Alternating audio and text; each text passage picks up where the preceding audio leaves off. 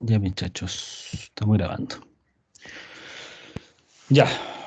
em, lo que quedamos en la clase anterior fue en definir cuál era la ecuación de energía total o carga total de un escurrimiento a superficie libre. Y llegamos a la conclusión, ¿cierto?, que era una ecuación muy similar a la ecuación de energía en el módulo uno. Considera tanto la energía potencial gravitacional, la energía de presión, que juntas es la energía mecánica, ¿cierto?, más la energía cinética, que en conjunto las tres es la cantidad de energía total disponible del agua en un cierto punto de análisis, ¿cierto? En un cierto tramo, o carga total que se le llama también. ¿Ya? Entonces, finalmente la energía total que tiene un escurrimiento va a ser la altura z del lecho desde una referencia hasta el lecho, ¿cierto? La energía potencial. La energía de presión va a ser la profundidad del agua, ¿ya? Esa va a ser la energía de presión total, que obviamente va a ser desde la superficie libre hasta el lecho. Y la energía cinética, que acá lógicamente nosotros no lo vemos como una magnitud, digamos, física. No, no es una buena palabra de utilizar. No lo vemos como una magnitud tangible, por así decirlo, ¿cierto? Sabemos que es como una línea imaginaria, pero sabemos que existe, ¿cierto? Sabemos que hay una energía cinética y que es la energía asociada al movimiento. Y que su línea es una línea por sobre la línea piezométrica, que es la superficie libre del agua, cuya diferencia entre ambas líneas, lógicamente, es la carga de velocidad v cuadrado partido por 2g. Entonces, esa es la energía total del agua o carga total, ¿ya? Del escurrimiento, más que del agua, del escurrimiento. Ahora, esa energía es importante analizarla porque es lógico que pensar que, como nosotros lo vimos también en la conservación de la energía, a medida que exista desplazamiento del agua en un tramo de un canal, por ejemplo, o de un río, lo que sea, vamos a ver que la energía va a verse modificada, va a ir cambiando. Y va a ir cambiando en función, entre otras cosas, del mismo rozamiento que se va generando, donde la energía se va transformando, se transforma en ruido, se transforma en movimiento de piedras, por ejemplo, en el caso de un río, ¿cierto? Cambio de temperatura, o sea, la energía se va transformando. Y al transformarse la energía, lógicamente cada una de estas energías, tanto de presión, potencial, gravitacional y cinética, también van a verse modificadas. El tema es que lo que hay que considerar es que en un equilibrio siempre la sumatoria de estas energías va a ser constante. ¿Ya? Ese es el primer concepto. Tener claro que existe acá también el principio de conservación de la energía. Por tanto, la energía total disponible en un punto tiene que ser igual a la energía total disponible en otro punto. ¿Ya? Ahora, este cambio o esta modificación en la energía se debe a la acción de distintas fuerzas que están sobre el escurrimiento. Por un lado, nosotros describimos en la clase anterior que el escurrimiento se produce debido a la componente en la dirección del flujo de la masa, ¿cierto? Si nosotros analizamos un pequeño cubo de agua, por ejemplo, de 1 centímetro de arista, o sea, de 1 centímetro al cubo, dentro de este cuerpo de agua, estamos sacando un volumen de control que se le llama, ¿cierto? Obviamente, como está en inclinación el lecho, tiene una componente en dirección del escurrimiento, ¿cierto? Es como cuando vieron ustedes en física en el colegio o en física acá en la universidad, cuando ven mecánica clásica, es como cuando uno ponía un auto en una pendiente, ¿cierto? El auto tenía una componente del peso que era en dirección del escurrimiento, mientras tenía otra componente que era perpendicular, ¿cierto? Que era perpendicular al suelo por donde estaba moviéndose el auto, y eso servía para calcular la fuerza de fricción, etcétera. Acá es lo mismo. Acá es algo muy similar. Tenemos la componente del peso y tenemos una componente en la otra dirección, que es la fuerza de rozamiento, que es la forma que tiene, digamos, el contorno, el canal, de impedir el movimiento del agua, debido al rozamiento que se genera entre el agua y las paredes y el agua y el lecho. ¿Ya? Y eso lógicamente genera una componente en dirección contraria al escurrimiento, que se está oponiendo al mismo. Por otro lado, tenemos fuerzas, por ejemplo, que son más complicadas de cuantificar, que son las fuerzas turbulentas, ya que tiene que ver con las componentes de la velocidad del escurrimiento. Porque como yo les expliqué anteriormente, la componente de la velocidad es tridimensional. O sea, nosotros tenemos escurrimiento tanto en la dirección del escurrimiento como horizontal y como vertical. ¿Ya? Tenemos tres componentes, eje X, Y y Z. Entonces, esas tres componentes de velocidad muchas veces produce recirculación, un remolino de agua. ¿Ya? Eso se le llama recirculación. Y eso produce, lógicamente, que existan otro tipo de fuerzas también, debido al comportamiento del agua al escurrir. Tenemos más fuerzas, tenemos, por ejemplo, no sé, tenemos las fuerzas resistivas, las gravitacionales, tenemos las fuerzas tangenciales. Entonces acá hay un poco una muestra de lo que yo les estaba diciendo. Suponemos que ese rectángulo B, que si uno lo ve pensando también en que hay una componente en dirección hacia adentro de sus pantallas, ¿cierto? Vamos a tener ahí un cubo, tres dimensiones. Entonces ese cubito, como está inclinado, tiene una componente, ¿cierto? En el eje del desplazamiento, que acá no aparece qué eje es, pero supongamos que es el eje X y el vertical es el eje Y. Tenemos una componente del eje X que produce el movimiento. Ahora bien, como nosotros sabemos de la ley de Newton, ¿cierto? La sumatoria de estas fuerzas que se producen, en este caso, supongamos el eje X en la dirección del escurrimiento, con esa inclinación, supongamos que la sumatoria de fuerzas que hay en ese eje, ¿cierto? Va a producir una aceleración. Por lo tanto, esa aceleración va a generar que exista un cambio constante en la velocidad de esa masa B que se está moviendo hacia aguas abajo, ¿ya? Entonces, esos cambios de velocidad produce, por contrapartida, ¿cierto? Que si hay mayor o menor velocidad, vamos a tener menor o mayor altura, columna de agua, ¿cierto? Vamos a tener menor o mayor presión. Eso nosotros lo sabemos de el principio de conservación de la energía. ¿Ya? Y acá en este caso, desde el principio de continuidad, ¿cierto? Si tenemos mayor velocidad, tenemos que disminuir el área. Y si disminuimos el área, disminuimos el área mojada. ¿Se acuerdan ustedes de las primeras clases donde vimos que el área mojada se calculaba como el ancho y por la profundidad? Pues. Entonces, si aumenta la velocidad, tiene que disminuir la profundidad, ya que el ancho es constante. ¿Ya?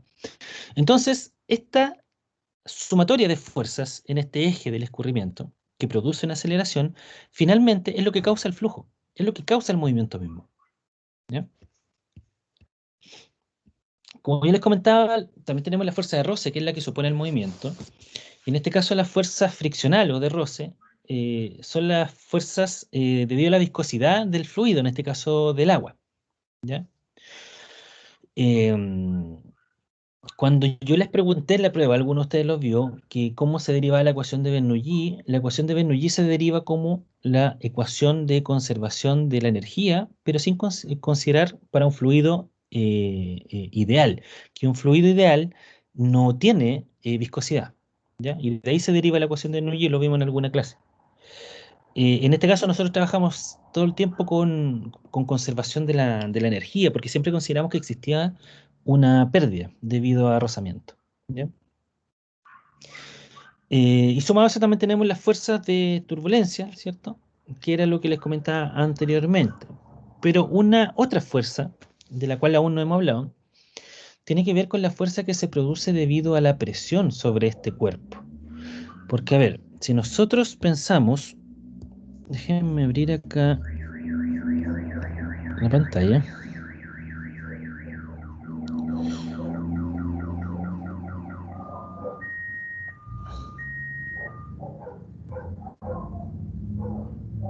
Dame un segundo, por favor. Ahí está.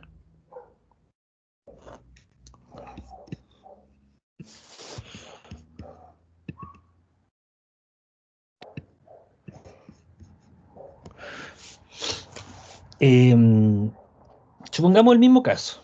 Tenemos otro lecho, ¿cierto? Tenemos nuestra superficie libre del agua y vamos a analizar aquí este pequeño cuerpo, este pequeño cubito, ¿cierto? Dentro de toda esta masa de agua, vamos a mirar solamente un cubo, ¿cierto? De un volumen de lo mismo, supongamos 1 centímetro al cubo. Entonces, además de las componentes del peso, en la dirección del eje X, ahí lo vamos a llamar de esa manera, ¿ya? Además de la componente del peso y las componentes de la fuerza de roce y turbulenta, tenemos el efecto de la presión. ¿Cuál creen ustedes que es el efecto de la presión sobre este cubo? ¿Cómo afecta la presión? ¿Quién me puede dar alguna idea de eso? ¿Por qué la presión puede contribuir al movimiento?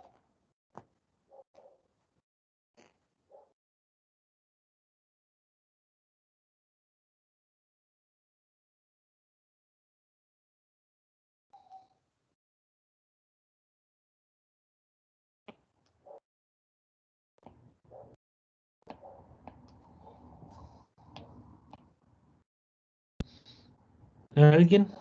Profe, de nuevo la pregunta, por favor. ¿Que cómo contribuye al movimiento? ¿Cómo contribuye la presión al movimiento? Porque aquí nosotros tenemos un cubo. ¿Qué pasa sobre las caras de este cubo? ¿Qué está ejerciendo el agua sobre las caras de este cubo? ¿Fuerza o no? ¿Sí? ¿Debido a qué? Debido a la presión. Debido a la presión misma. Entonces nosotros tenemos que en estas caras de este cubo está ejerciendo presión en todas las direcciones. ¿Se acuerdan que nosotros en algún momento planteamos que la presión en un punto cualquiera en la profundidad del agua es la misma en todas las direcciones? La presión no es vectorial, no tiene un vector. La fuerza sí, la presión no. ¿Ya? La presión es igual. Uno analiza cualquier punto en una piscina sumergido, cualquier punto, y en ese punto la presión es exactamente igual en todas las direcciones. Entonces, lo que nosotros acá, voy a dibujarlo con un color distinto de estas flechas del efecto de la presión, para que no se confundan. Nosotros tenemos presión que se está ejerciendo en las caras laterales, en las caras verticales, ¿cierto? Y obviamente en las otras componentes. El agua le está ejerciendo presión a este mismo cubo de agua que nosotros estamos analizando, le está ejerciendo presión el resto del agua. El tema es que si nos fijamos, analicemos solamente lo que pasa con las fuerzas en el eje X. Tenemos una fuerza 1 en el eje X y tenemos una fuerza 2 en el eje X que tienen una dirección contraria al escurrimiento. O sea, salgamos ahora de la idea de que ese cubo es de agua. Supongamos que nosotros podemos meter un cubito de, no sé, de madera, supongamos, y que podemos sumergirlo y que se mantiene sumergido, lógicamente. El cubo se va a mover junto con el agua, ¿cierto? Va a avanzar junto con el agua. Sobre las caras de ese cubo de madera, le está ejerciendo presión en todas las caras el agua, ¿cierto? Al estar sumergido. Si I1, que es la profundidad antes del cubo de madera, es mayor a I2, o sea, la profundidad del nivel de agua antes de este cubito de madera es mayor a la profundidad de agua después del cubito de madera, en cualquier punto que estemos analizando, ¿cómo van a ser las fuerzas que se están ejerciendo debido a la presión?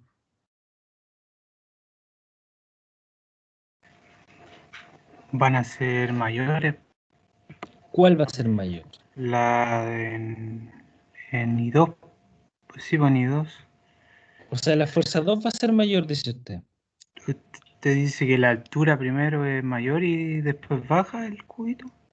Sí. Y uno es mayor y dos. Sí, pues deberían ser mayor abajo. ¿Quién, ¿Alguien tiene alguna? ¿Puede decir lo contrario?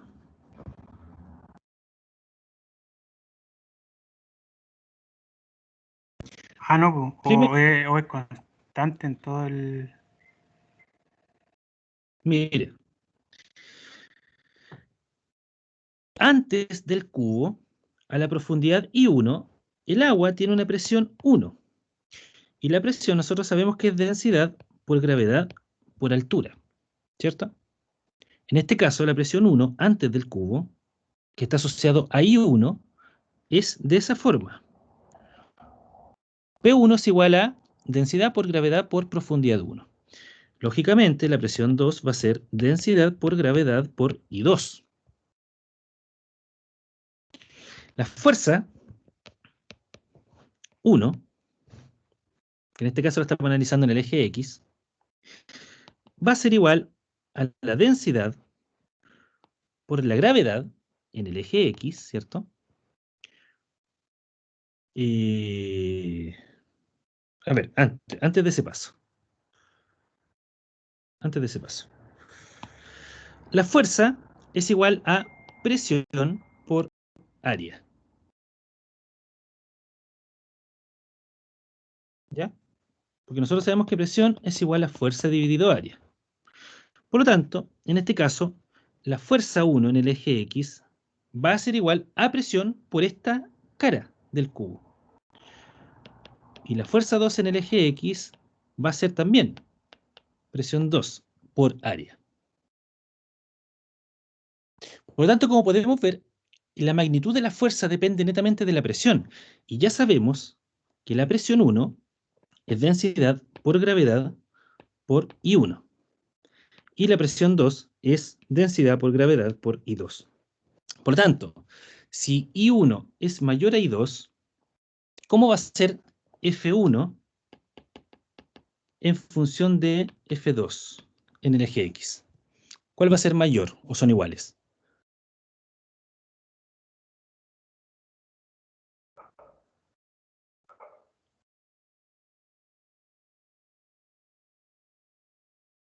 Ahí es mayor F1. F1, ¿cierto? Mm. Porque como podemos ver, F1 depende de I1 directamente. Y F2 depende directamente de I2. Por lo tanto, si I1 es mayor a I2, F1 va a ser mayor a F2. Por lo tanto, la fuerza que se está ejerciendo en este cubo de madera, antes, en la sección anterior, ¿cierto? A la profundidad I1, va a ser mayor a la fuerza en la otra dirección que se está produciendo en el punto 2, a la profundidad I2. O sea, la presión está empujando al cubo en la dirección del escurrimiento. Para este caso donde I1 es mayor a I2. ¿Qué es lo que podemos ver acá? Si suponemos nosotros este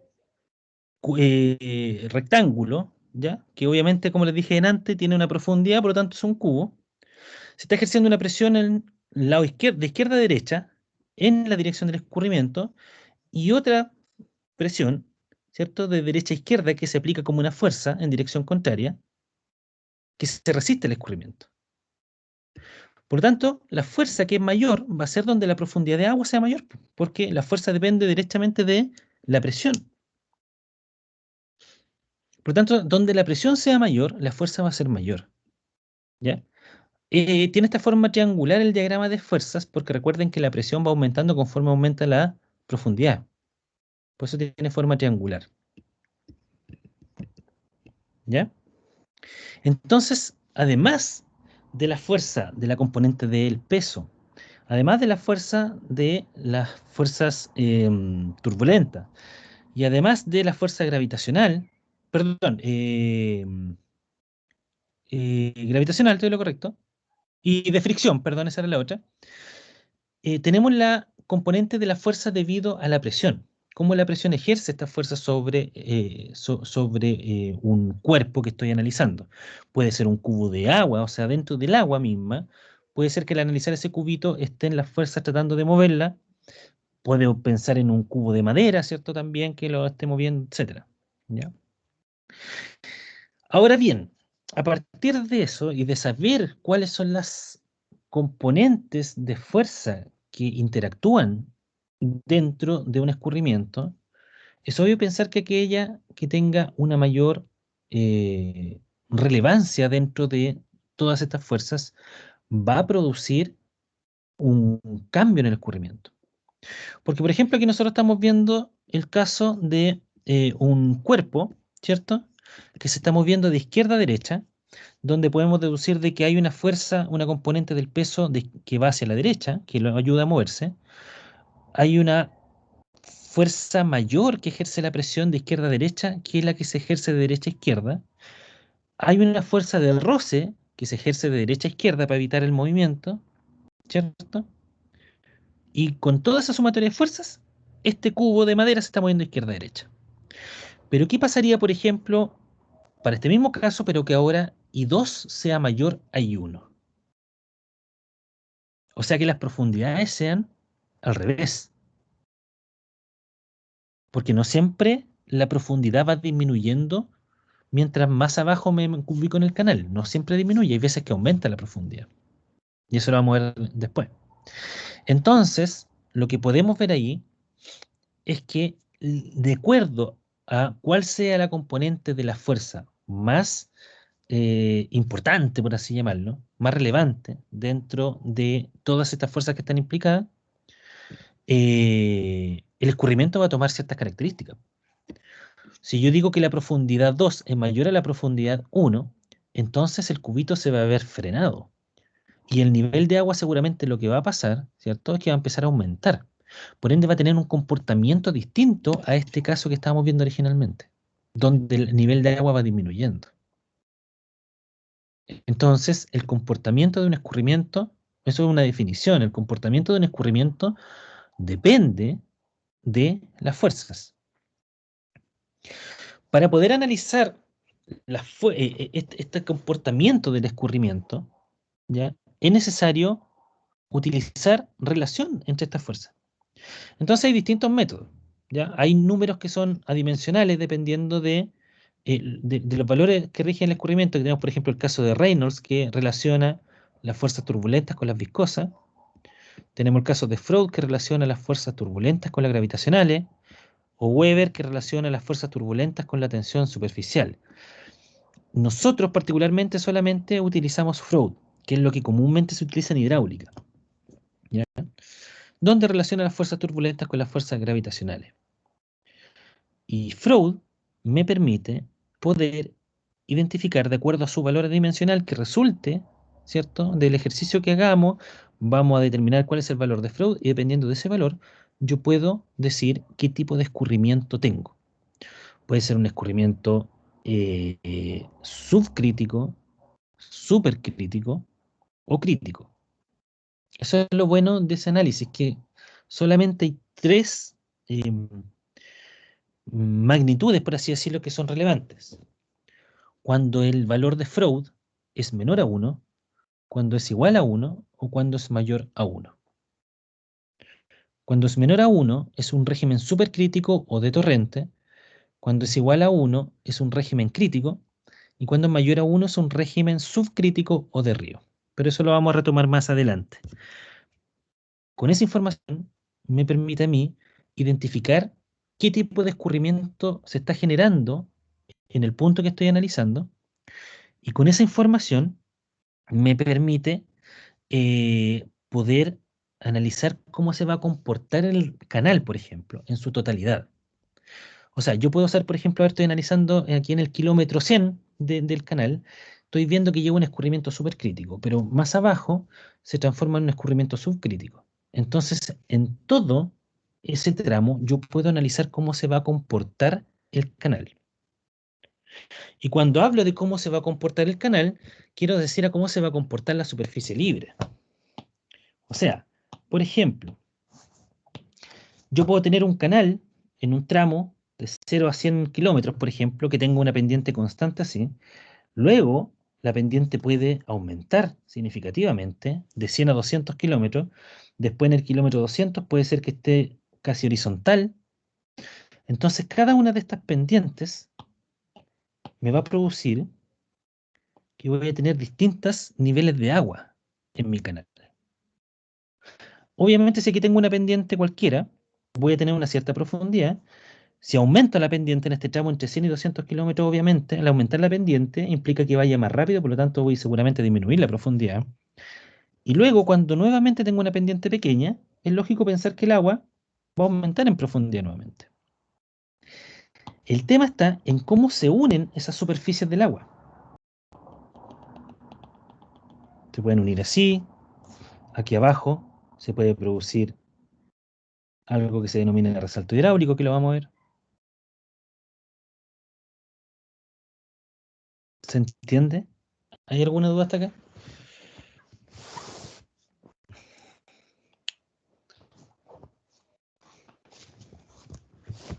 No, profe, ninguna duda.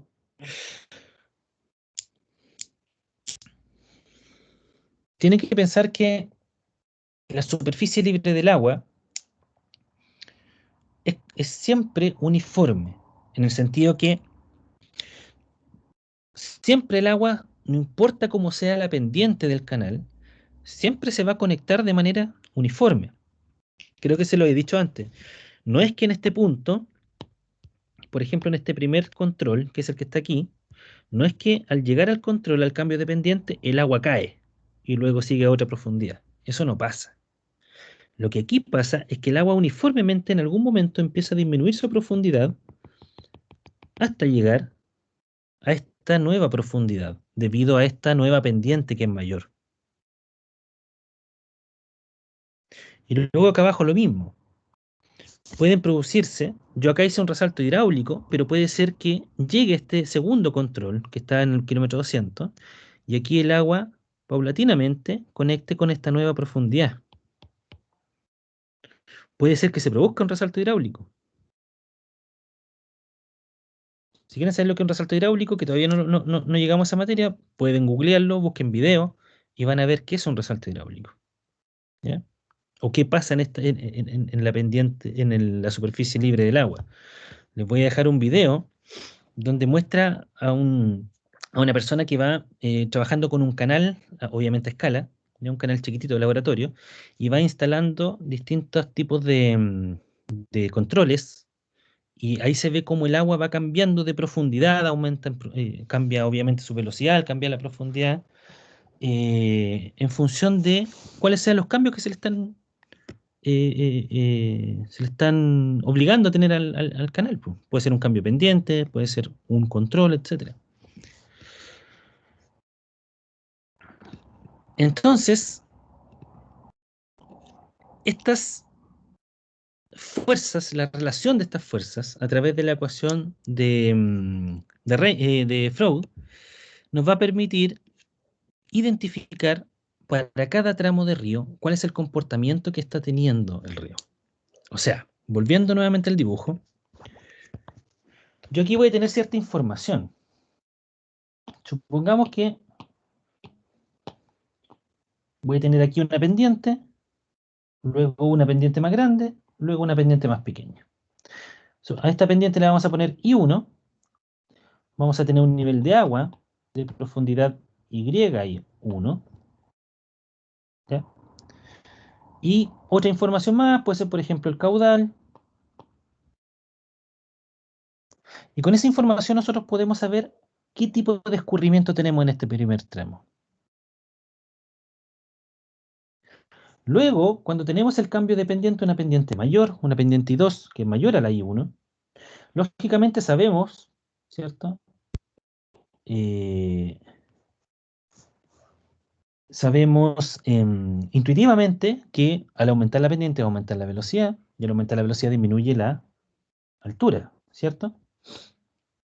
Por lo tanto, también podemos calcular, como sabemos que el caudal es constante, sigue siendo Q, podemos calcular qué tipo de escurrimiento tenemos en este segundo tramo.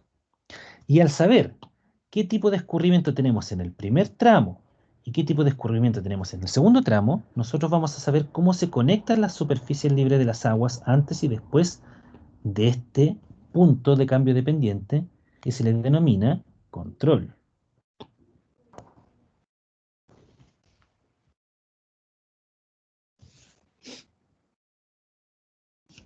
¿Ya? Dejemos eso por ahí. Sigamos con la conservación de la energía para ver ahora cómo entra el gran problema que vamos a tener acá, que es determinar las pérdidas de energía.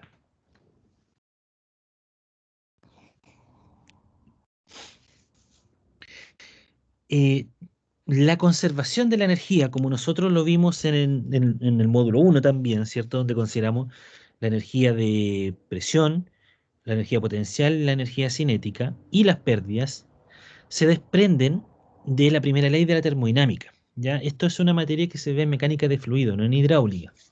Por lo tanto, yo se los comento de dónde viene esta cosa. Pero la primera ley de la termodinámica que dice que cualquier cambio interno, ¿cierto?, en un sistema va a depender del trabajo que se realice sobre el sistema. ¿Ya? Ustedes deberían haberlo visto en física en el colegio seguramente. Eh, por tanto, a partir de ese concepto de la primera ley de la termodinámica, se desprende este, este modelo de conservación de la energía tanto para tuberías como para superficie libre. ¿Ya?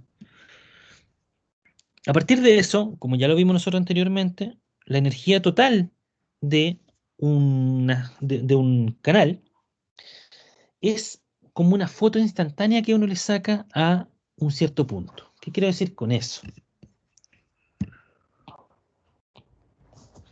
Cuando nosotros tenemos nuevamente nuestro canal y tenemos nuestra superficie libre del agua, nosotros vemos cuánto es la energía disponible en el punto 1. ¿Ya? Supongamos aquí que tenemos la referencia, el datum. Entonces, en el punto 1, vamos a ponerlo acá, nosotros tenemos un Z1, que es la altura del lecho con respecto a este datum. Tenemos la altura I1, ¿cierto? Que es la profundidad del nivel de agua. Y tenemos acá nuestra línea de energía, ¿cierto? Que es esta línea que está por sobre la línea piezométrica, que es B1 al cuadrado partido por 2G. Entonces nosotros sabemos que la energía disponible acá, en este punto, H1, es igual a Z1 más I1 más B1 al cuadrado partido por 2G. Por eso yo digo que es la foto, porque nosotros le estamos sacando en este momento cuánto es la energía disponible en ese punto 1, que puede ser cualquiera. Pero la energía disponible en ese punto con respecto a una referencia, la energía total o la carga total, es esa. Ahora, para nosotros determinar o identificar qué es lo que está pasando en un tramo de canal, ¿cierto? O de río, da lo mismo, vamos a analizar un segundo punto, donde ahora fíjense que la cota cambió, porque el lecho va disminuyendo. Yo estoy aquí utilizando una imagen, digamos, un poco burda, porque tiene una pendiente gigantesca, ¿cierto? Pero un poco para que se vea bien claro lo que se quiere explicar. Entonces aquí la cota del lecho, con respecto a la referencia, disminuyó considerablemente. Hay un cambio también en la profundidad, que no sabemos cuánto cambió, pero sabemos que debería cambiar, ¿cierto? Una profundidad I2. Y tenemos también un cambio, velocidad 2 cuadrado partido por dg, en la velocidad.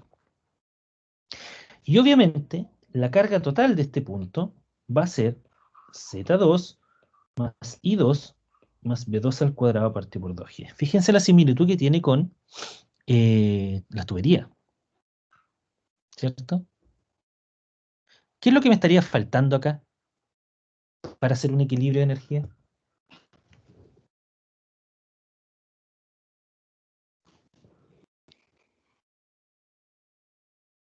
Pérdidas. Las pérdidas. Exacto. Tienen que producirse pérdidas en este tramo.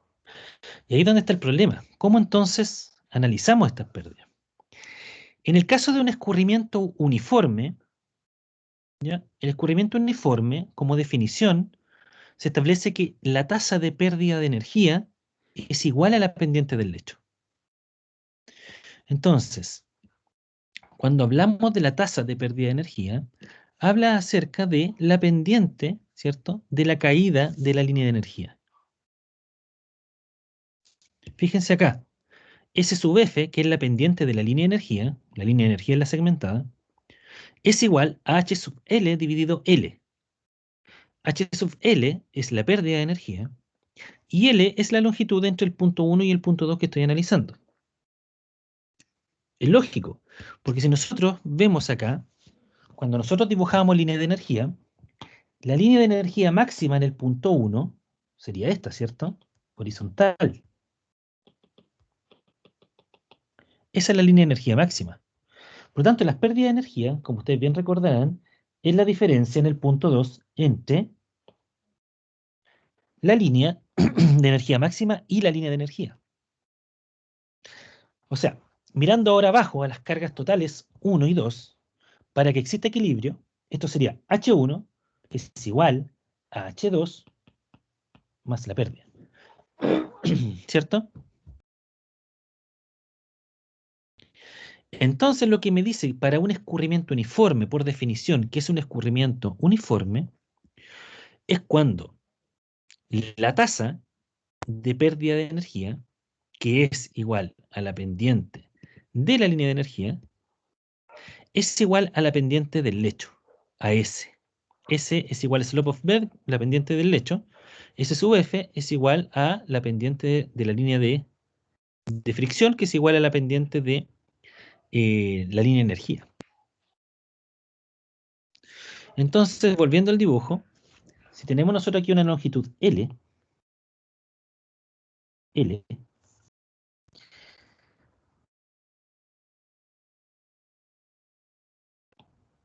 la pendiente S sub F, sí,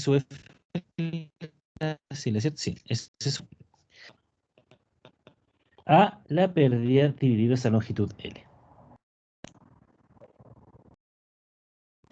Y si tenemos que la pendiente del lecho es S, podemos concluir entonces que la pendiente, S sub F, de la línea de energía es igual a la pendiente del lecho S. Eso por definición. O sea, la línea de energía siempre es paralela a la línea de al lecho del canal o del río. Y ese es un concepto súper importante. Porque lo que me está diciendo ahí es que yo puedo hacer una relación directa entre velocidad, profundidad y cota del lecho cuando considero la pérdida de energía, cuando conozco el valor de pérdida de energía. ¿O no? Porque aquí puedo hacer una relación directa. Yo puedo decir, perfecto, si las pendientes del lecho y las pendientes de la línea de energía son iguales, entonces yo inmediatamente sé que la caída en las cotas va de las cotas del lecho, ¿cierto? Va a ser igual a la caída en la línea de energía. ¿Y la caída en la línea de energía qué es igual? Pérdidas. A las pérdidas. Entonces las pérdidas son iguales a la caída en la cota.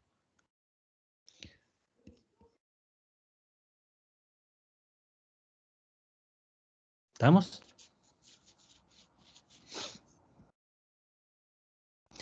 Ahora bien, fíjense que acá hay un tema importante que me dice esta lámina, porque dice, miren, lo voy a leer textual. Sabemos que en un escurrimiento, en un punto cualquiera de una sección transversal, la energía mecánica total queda dada por la suma de la energía potencial más la energía cinética, ¿cierto? Que es la carga estática más la carga de velocidad. La carga estática es profundidad más cota y la carga de velocidad es v cuadrado partido por 2g. En términos de altura de carga, metros columna de agua, fíjese que aquí aparece un z más un i por coseno de teta más b cuadrado por 2g. ¿Qué es ese coseno de teta, creen ustedes?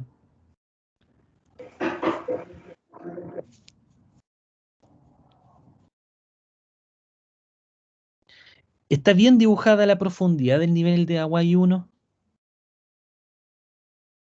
en ese dibujo?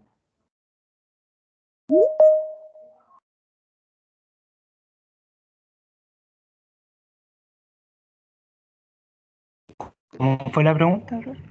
¿Está bien dibujada la profundidad del nivel de agua ahí? ¿I1 está bien? ¿Esa es la profundidad del nivel de agua? ¿I1?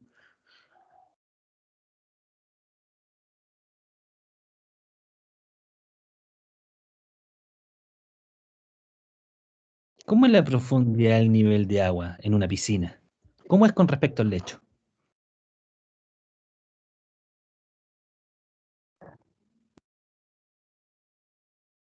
¿Cómo miden la profundidad ustedes en una piscina?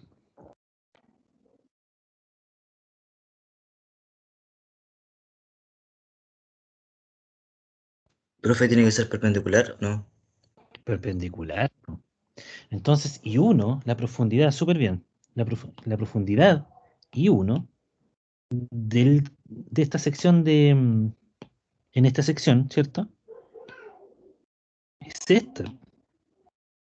Ahí.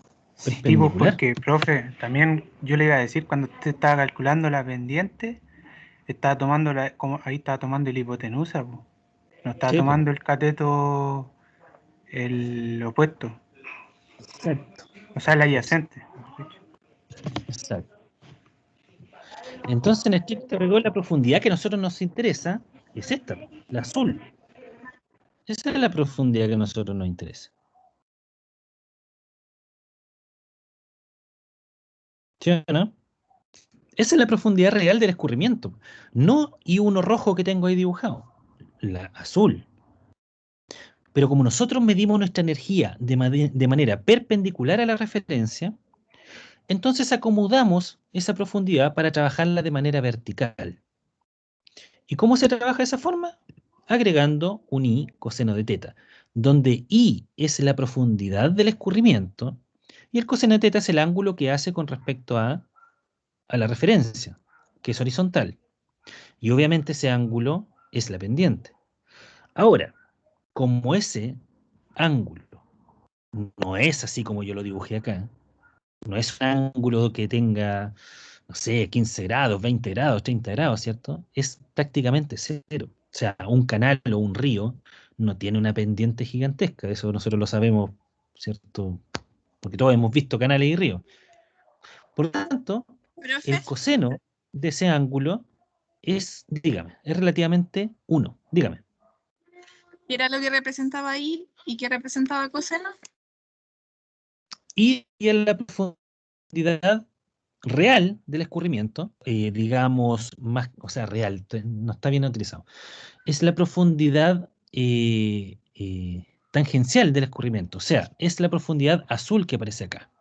Esa es la profundidad del escurrimiento. Nosotros trabajamos la conservación de la energía como una línea vertical tangencial a la horizontal, que es la referencia. Pero la profundidad del escurrimiento no es vertical con respecto, ¿cierto?, a la referencia. La profundidad del escurrimiento es vertical, pero con respecto al lecho.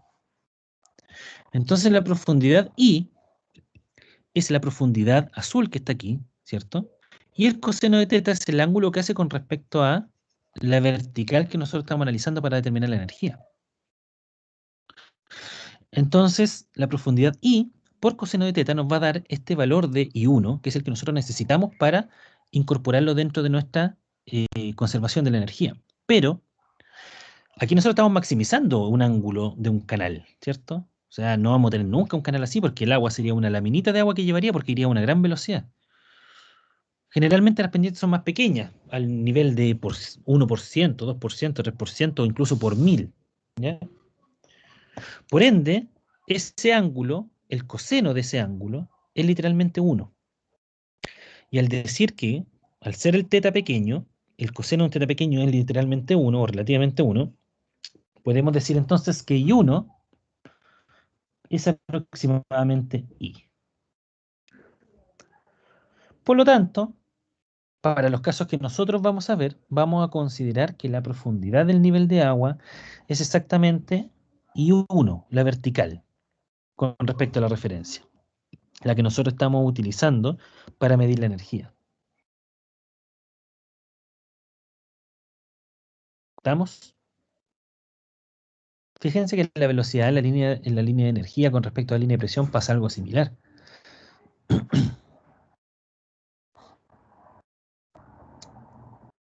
¿Sí o no? ¿Queda claro eso?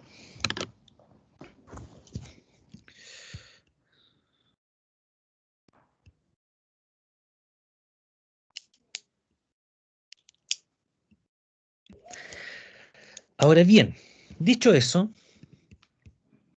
acá yo les digo, fíjense, el problema de la carga de velocidad pasa lo mismo. Yo la mido vertical con respecto a la referencia, pero en estricto rigor la diferencia entre la línea de energía y la línea piezométrica también tiene un ángulo, porque también esa velocidad es tangencial a la línea piezométrica, ¿cierto? La carga de velocidad es tangencial a la línea piezométrica. Pero a diferencia de lo que pasa en la profundidad, en el caso de la velocidad, nosotros sabemos que el perfil de velocidades no es un perfil uniforme. Si nosotros vemos el lecho y la superficie libre del agua, nosotros sabemos que en la realidad el perfil de velocidades tiene una forma así, ¿cierto? Eso ya lo explicamos en su momento. Pero nosotros para poder trabajar esto, porque nosotros, ¿qué tendríamos que decir ahí? Ya, perfecto. Si yo mido la energía en cualquier punto de esta profundidad de agua en el canal, voy a tener siempre valores distintos. Si mido la carga total en ese punto, o en ese punto, o en ese punto, voy a tener valores distintos de energía. Porque en cada uno de esos valores de energía yo tengo velocidades distintas. Todas las velocidades son distintas. Por lo tanto, no existe, no existe un criterio uniforme para decir la energía disponible aquí es tanta cuando yo utilizo el perfil real de velocidades. Entonces, lo único que me queda por hacer ahí es utilizar un perfil uniforme, determinando una velocidad media,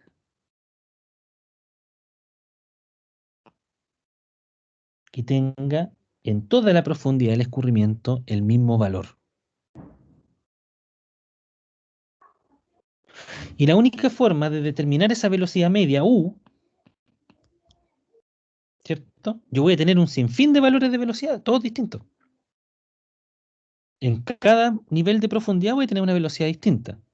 Que nosotros eso lo vimos de los perfiles de velocidad, ¿cierto? Cuando partimos con este módulo. Más cerca del fondo son menores las velocidades y más al centro son mayores, ¿cierto? Ese es el perfil de velocidad al que yo le hablo.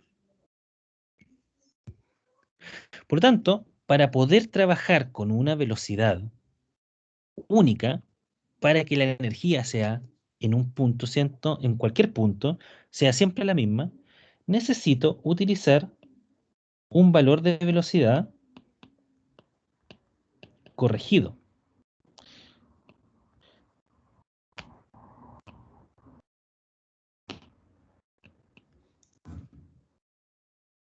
Y con eso voy a poder determinar la energía cinética en función, la energía cinética promedio, por así decirlo, en función de esta energía cinética real, ¿ya? Considerando todos los puntos de esta profundidad. ¿Y ese es el coeficiente que dijo adelante, no, profe? No, este otro coeficiente, este se le denomina los coeficientes de Coriolis. Ya. O los de, aquí parece que no son los de Coriolis, son los de Businesq. Pero hay algo que nosotros no vamos a trabajar acá. Nosotros inmediatamente, esto es para que lo entiendan, ¿ya? Respecto a la relación de la velocidad que nosotros vamos a tener una energía cinética para todos los puntos de la profundidad de agua, vamos a tener una energía cinética distinta, porque la velocidad es distinta. Pero nosotros vamos a trabajar con la velocidad media, inmediatamente. Yo no los voy a hacer trabajar con estos coeficientes porque se escapan un poco del curso, no pierde un poco de sentido. Por lo tanto, nosotros vamos a trabajar directamente con la velocidad media, que aquí sale como v sub m, pero nosotros lo vamos a trabajar como v al cuadrado nomás. V al cuadrado partido por 2g. ¿Ya? ¿Qué quiero decir con eso? Que entiendan que nosotros vamos a trabajar con un perfil de velocidades uniforme. O sea, con una velocidad media. ¿Estamos?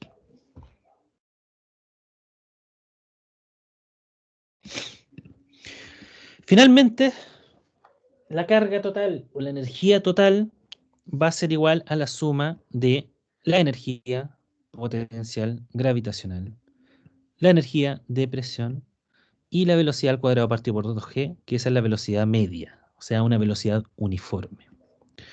Y como tenemos que es la velocidad media, nosotros la vamos a poder trabajar como el caudal dividido el área. O sea, al igual que en el módulo 1, nosotros aquí podemos trabajar velocidades igual a caudal partido por área. ¿Ya? ¿Dudas o consultas hasta aquí, chiquillos?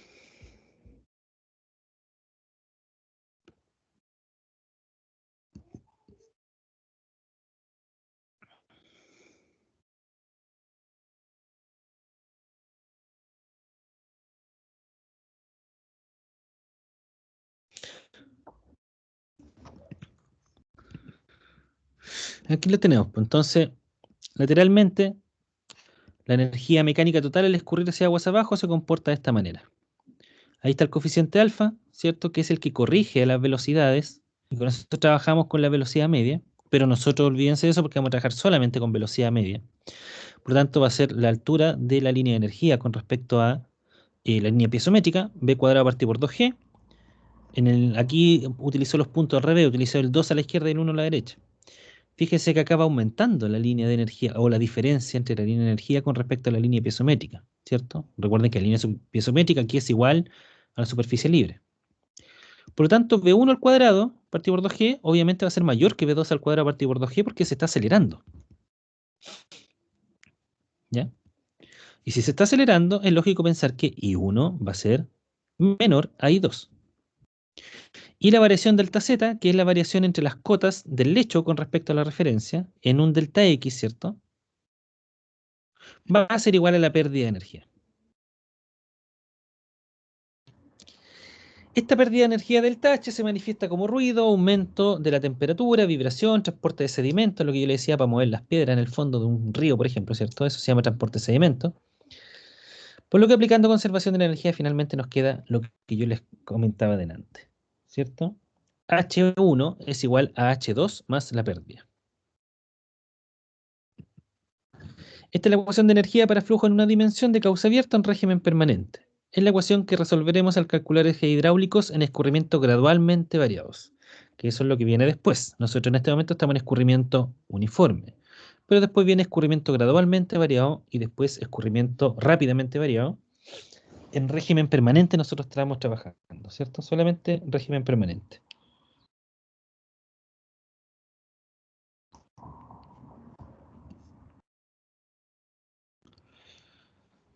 El gran problema de esto, chiquillos, es determinar la pérdida de energía. ¿Ya? Acá no es tan fácil o tan directo, no es tan empírico como nosotros lo veíamos en el módulo 1, donde para calcular la pérdida regular teníamos Hazen-Williams, Darcy-Weisbach, y para calcular la pérdida singular teníamos un coeficiente de pérdida singular por la carga de velocidad. Acá no es tan directo, no es tan fácil. Hay que recurrir a métodos para poder determinar la pérdida de energía o para, entre comillas, saltarse el cálculo de la pérdida de energía. ¿Ya? Es complejo. Em, por lo tanto, nosotros vamos a aprender cómo en escurrimiento gradualmente variado, que es cuando nosotros analizamos el escurrimiento a lo largo o el comportamiento de un escurrimiento a lo largo de una extensión de canal, y ver cómo van cambiando los niveles de agua, las velocidades, etcétera. Ahí nosotros vamos a aprender metodologías para poder ir estimando la pérdida de energía tramo a tramo. Y con eso vamos a poder ir identificando cómo se va comportando el escurrimiento. ¿Ya? Veamos un ejercicio entonces para ponerle un poquito de número a esto. Y aquí tenemos el caso de un flujo bajo una compuerta. ¿Ya? Tenemos una compuerta en un canal, que lo vamos a dibujar acá. Tenemos nuestro fondo del canal. Lo voy a dejar en chiquitito aquí para poder ir trabajando abajo. Y tenemos una compuerta. ¿Ya? Si no existiese la compuerta, vamos a partir con eso. Si no existiese la compuerta, el nivel de agua sería de esta forma. Pero luego, aquí estamos suponiendo nosotros que la compuerta está arriba. Pero luego cuando la bajamos la compuerta, esta compuerta corta el flujo. Lo dejé muy abajo, un poquito más arriba. Corta el flujo y el agua ahora se comporta de una forma distinta. ¿Cómo creen ustedes que sería el comportamiento del agua al incorporar la compuerta, al bajarla?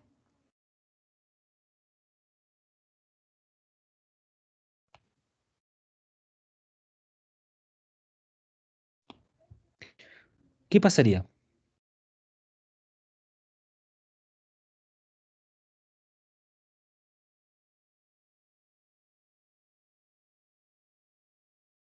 El agua va a entrar en el escurrimiento y va a impedir el flujo o el libre flujo del agua por este canal.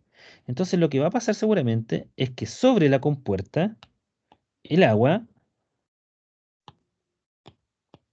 va a aumentar en profundidad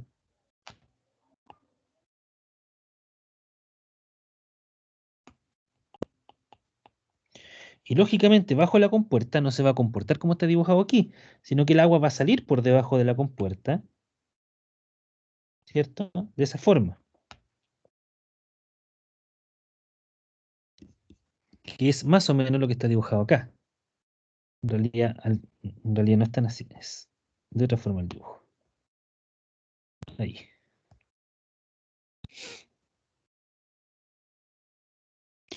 Lo que nosotros ya sabemos es que una vez esté la compuerta ahí, entorpeciendo el libre flujo, vamos a tener una profundidad I1 y después del flujo vamos a tener una profundidad I2.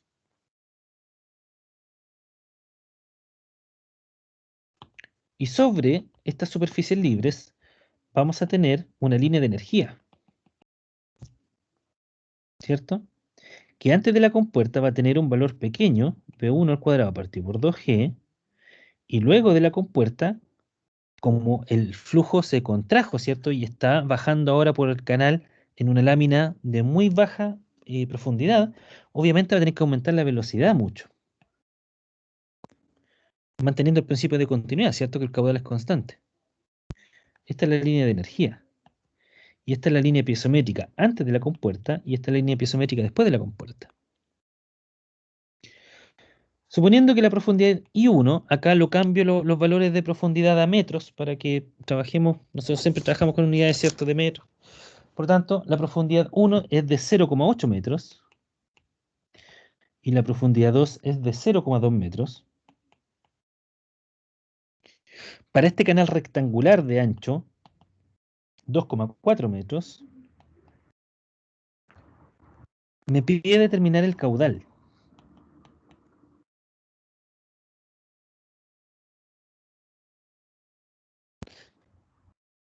Un canal rectangular.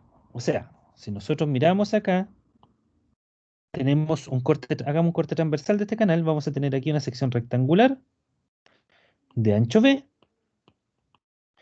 y de profundidad, inicialmente, antes de la compuerta, va a tener una profundidad I1 y después de la compuerta, supongamos que la compuerta llega aquí donde está la línea azul, vamos a tener una profundidad I2.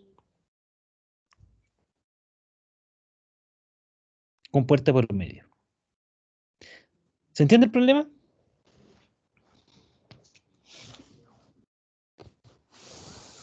¿Alguna duda con respecto al enunciado?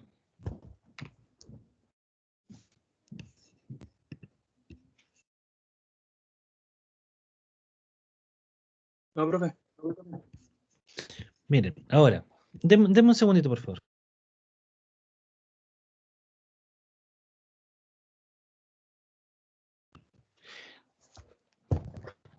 Fíjense que acá dice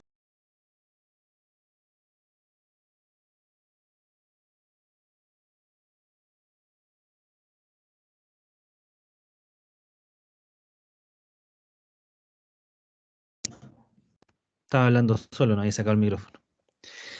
Pensemos ahora en la lógica, que quiero analizar este punto que aparece acá. Dice que en tramos cortos el delta H se puede despreciar. ¿Ya? O decir que lo que es igual a que se conserva la energía mecánica total, ¿cierto? Pensemos un poco en la lógica. Si yo estoy analizando un tramo de canal, me paro, ¿cierto? En un punto, estoy viendo el agua pasar, y yo pregunto, le hago la pregunta a ustedes, un metro más abajo, ¿cómo son las pérdidas entre el punto donde estoy parado y un metro más abajo? ¿Cómo creen ustedes que son las pérdidas?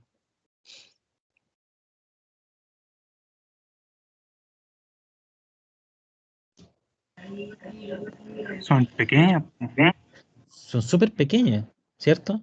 Porque estamos hablando de que en un canal el agua se desplaza kilómetros y kilómetros.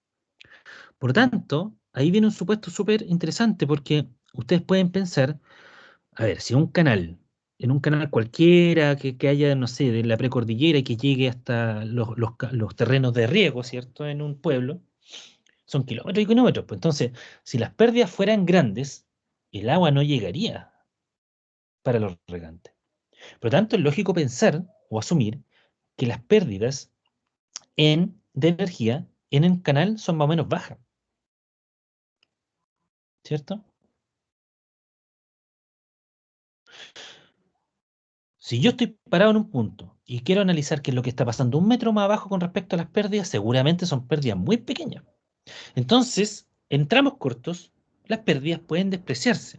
¿Qué es un tramo corto? La verdad es que es algo muy relativo de pensar, pero asumamos que es un tramo cortito como antes y justo después de una compuerta. Entonces aquí nosotros podemos considerar que las pérdidas de energía son tan pequeñas, ¿cierto? Que las consideramos nulas.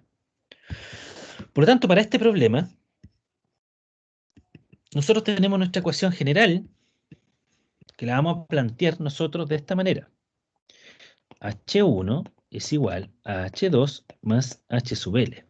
Que en realidad el H sub L es con minúscula. H sub L. Entonces nosotros estamos viendo aquí que las pérdidas de energía son prácticamente cero.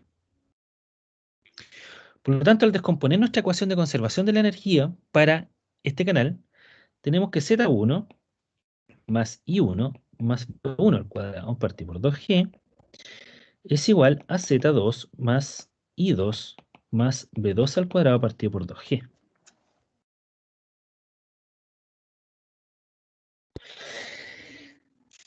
Asumimos entonces inicialmente que es un tramo corto y por eso las pérdidas son prácticamente cero. ¿Qué otra cosa nosotros podemos asumir en este tramo corto? ¿Qué es otra cosa también que pasa que produce una variación casi nula? ¿Qué creen ustedes? Si tiene una pendiente pequeña este canal, que nosotros lo dibujemos así bien inclinado es una cosa, pero en estricto rigor en la realidad la pendiente es bastante pequeña. Entonces, ¿qué varía poco en este tramo corto? Yo creo que el ángulo, profe, ¿no? El ángulo de Es que el inclinación. ángulo, es que claro, pues, eso es literalmente Su, nulo, por así decirlo. ¿Cómo? su velocidad. No, porque fíjate aquí, porque antes de la compuerta tiene una profundidad grandota, por lo tanto tiene una profundidad baja, y después de la compuerta tiene una profundidad chiquitita, por lo tanto tiene una velocidad alta. Pero el hecho de que la pendiente sea chica en un tramo corto, ¿qué seguramente me El va... Z, Las cotas, cotas, sí, sí, po, las zetas, son muy parecidas. O sea, se exacto. anulan en ambos lados porque son muy parecidas. Seguramente son prácticamente lo mismo con respecto a una referencia, ¿cierto? Ese es el delta Z. Esa diferencia es el delta Z. Ahí. Por lo tanto, en este mismo tramo corto podemos decir que prácticamente Z1 es igual, le vamos a poner aproximadamente, Z2. Nuevamente, para un tramo corto. Por lo tanto, esta ecuación la podemos, para el caso de una compuerta, insisto, es para este caso en particular, podemos decir que la ecuación de la energía ahora se reduce a esto.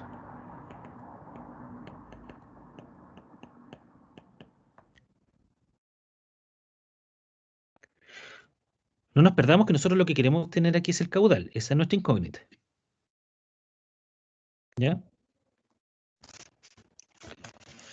¿Qué podemos hacer ahora entonces? Ya tenemos súper bien reducida nuestra ecuación de energía. ¿Qué más podríamos hacer? ¿Qué se le ocurre? Fíjense en las variables que tenemos. Profundidad I1, que es un dato, I2, que es un dato, B1, que es una incógnita, y B2, que es incógnita. ¿Qué podemos hacer?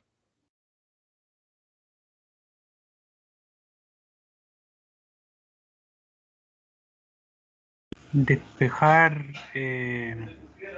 O sea, hacer la ecuación porque al final B1 y B2 es... Ah, no, pues no son lo mismo. No, pero Profe, podemos... Pero están en la misma proporción de las alturas, pues, de la I1 y 2. Cambia, o sea, hay una relación de más cómo fácil. cambia.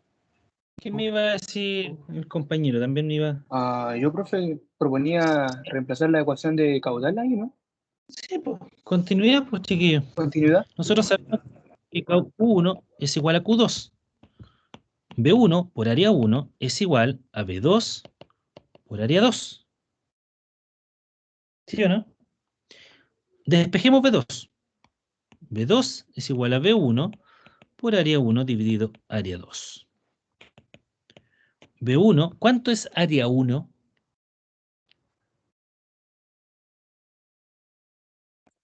En este caso, como es un rectángulo, sería A por B, ¿no? Ya. ¿Cuánto? Perdón, de nuevo. El B por la altura 1, Ya. B por la altura 1, que es I1. ¿Y cuánto sería área 2? lo mismo, B por I2. Exacto. Chao los B. Me queda que B2 es igual a B1 por I1 dividido I2. Profe, ¿le puede hacer un poquito de suma a eso? Es que no se alcanza a mirar bien los números, está muy chiquitito. Sí, que Para no puedo, anotarlo. pero mira, voy a cambiar que cambié el computador y se me olvidó practicar con esto antes. Pero voy a cambiar la aplicación. Ya, pero a ver si puedo hacerle suma aquí. No, no puedo. A ver acá. Ahí sí. Eh, Aquí sí. uno, tiene-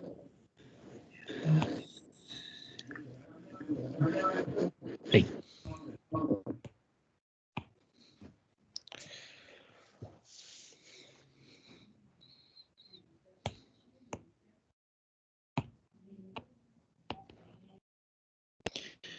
¿Ya?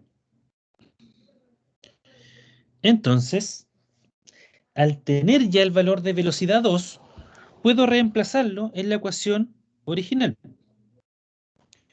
donde me va a quedar que I1 más B1 al cuadrado partido por 2G va a ser igual a I2 más, vamos a reemplazar velocidad 2 con lo que obtuvimos nosotros recientemente. Va a ser B1 al cuadrado por I1 al cuadrado dividido I2 al cuadrado dividido 2G. ¿Se entendió lo que hice ahí?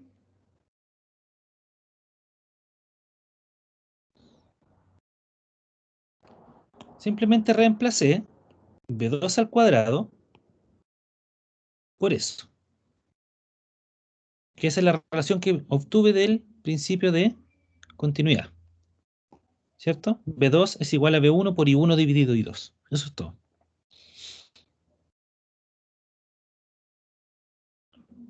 Juntemos ahora las velocidades 1 a un lado para ir factorizando, ¿cierto? Para que se me haga más fácil este desarrollo. Me queda que B1 al cuadrado partido por 2G menos, pasamos restando esto de acá de la derecha, B1 al cuadrado por I1 al cuadrado dividido 2G por I2 al cuadrado. Y juntemos las I al otro lado. I2 menos I1. Voy a resolverlo esto matemáticamente para que vaya quedando algo más sencillo. Factorizamos ahora por B1. Me queda B1 al cuadrado partido por 2G, factor de 1, menos I1 al cuadrado dividido I2 al cuadrado es igual a I2 menos I1.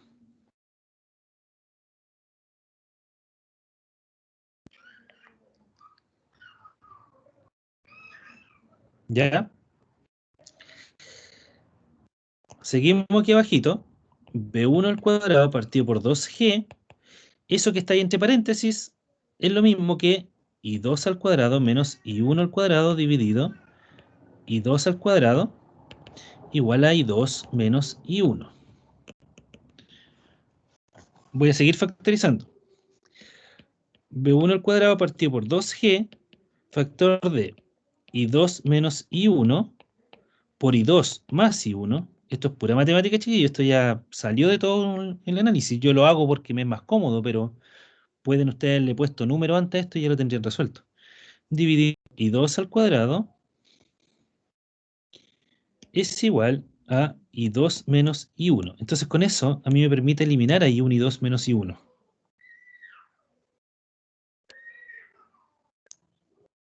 ¿Ya? Voy a borrar acá arriba.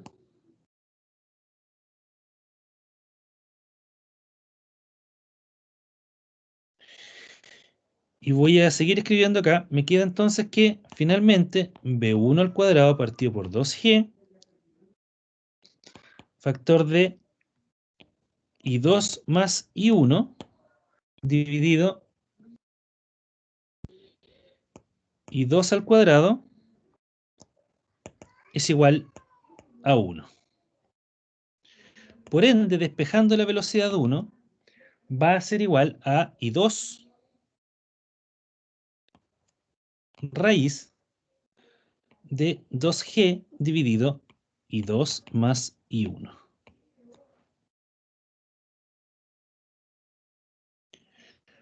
Sustituyendo los valores, me queda que velocidad 1 va a ser igual a I2, que I2 vale 0,2 metros, raíz de 2G, que es 19,6 metros partido segundo al cuadrado, dividido I2 más I1, que es 1 metro, ¿cierto? 0,8 más 0,2. Y eso me implica que la velocidad 1 es igual a 0,886 metros por segundo.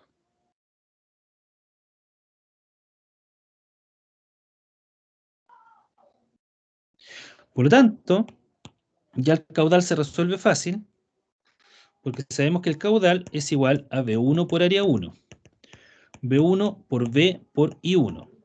B1 es 0,886 metros por segundo por el ancho, que son 2,4 metros, y por I1, que es 0,8 metros. Por lo tanto, el caudal es igual a 1,7 metros cubos por segundo.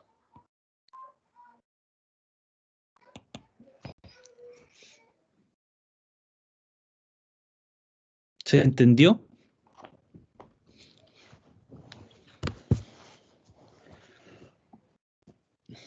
¿Queda alguna duda?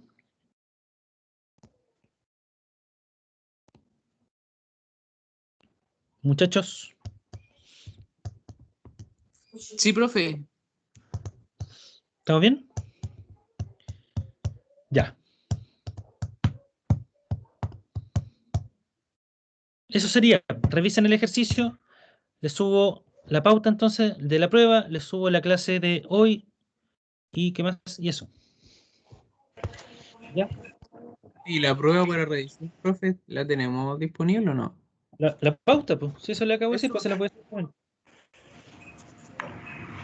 Profe, dígame. es que yo le mandé un correo porque lo que pasa es que a mí yo respondí 2 preguntas y después lo hice de nuevo y todo, y según yo estaban bien, pues.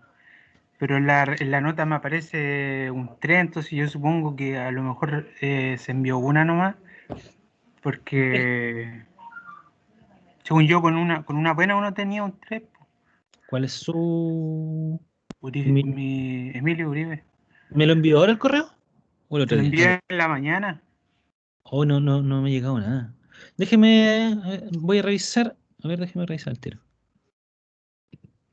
No me ha llegado nada hoy día, Emilio. A ver. Envíemelo al al correo institucional y cópialo al personal para que, por si acaso. Ya, profe. Ya, muchachos, quedamos hasta acá. Nos vemos el día miércoles. Vean el tema de las fechas, conversen entre Profe, ustedes. profe, Sí. si Sí. llegamos a consenso, le envío un correo nomás. Mándeme un correo. ¿Hasta cuándo le puedo decir? No, verlo ustedes nomás, pues. La prueba es la otra semana, así que ojalá lo dejen resuelto esta semana, pues. Ya, Igual vale. sería bueno, Mauricio, sería bueno que hiciera una lista donde se vayan anotando, para que después nadie le desconozca nada. Sería lo mejor. Sí, sí, sí. Primero el consenso y ahí que todo se anote. Que después vayan anotando si usted me envía eso, me dice, profe, tal día, tal hora. Ojalá las 3 fechas, la del taller, la de la prueba y la del examen. Lleguen a Ah, ya. consenso. Las pruebas también. Las Sí, pruebas sería. también se pueden en las tardes. Sí, cuando ustedes quieran. Yo les doy libertad para que ustedes elijan, cuando más les acomode. Pero Ya, bueno. en las semanas que les dije, sí. Ya, ya chiquillos. Descansen, nos vemos el miércoles. Chao, profe. Chao, chao, chao.